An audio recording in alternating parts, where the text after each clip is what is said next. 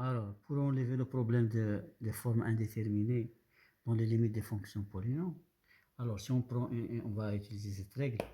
Si on prend une fonction f de x, fonction polynôme, alors comment elle s'écrit? Elle s'écrit avec des coefficients et des puissances de x. A1 x plus n plus et ainsi de suite, A1x plus A0. Regardez, l'indice et l'indice de coefficient et l'exposant de n. Avec an différent de 0, ça c'est une fonction polynôme de degré n. Alors c'est une fonction polynôme. On veut calculer les limites de f de x lorsque x tend vers plus ou moins l'infini. Si on veut calculer cette limite-là, alors vous voyez dans l'exemple que j'ai traité, on divise par le coefficient xn du plus haut degré et on factorise et on valide les autres vont s'annuler vont tendre vers 0 et il reste seulement à n fois, alors ce sera la limite du plus haut degré.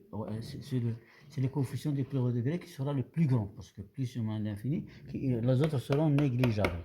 Donc j'écris la formule, limite de f de x est égale limite de an x plus n, c'est le plus haut degré. Le coefficient du plus haut degré égale à n fois plus ou moins l'infini à la puissance n. Alors, ça est égal plus ou moins l'infini selon le signe de an. Parce que le signe de an va influencer. Selon et la parité de n. La parité, je n'ai la parité de n, c'est-à-dire si n pair ou n pair ou impair. Alors, le résultat, ce sera plus ou moins plus l'infini ou moins l'infini. C'est tout. Voilà.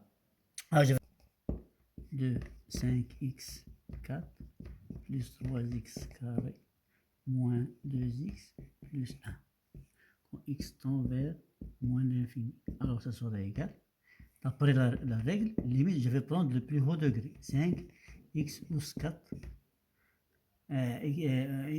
Limite de x5 fois x os 4. Alors, le coefficient. On va prendre le coefficient le plus haut degré. Quand x tend vers moins l'infini. Ça sera donc, après cette règle-là, 5 fois moins l'infini en puissance 4. Alors, ça sera 5 fois moins l'infini à la puissance 4. Alors, la parité n pair, moins l'infini à la puissance, ça donne plus l'infini. 5 est positif fois plus l'infini, ça va donner plus l'infini. Voilà.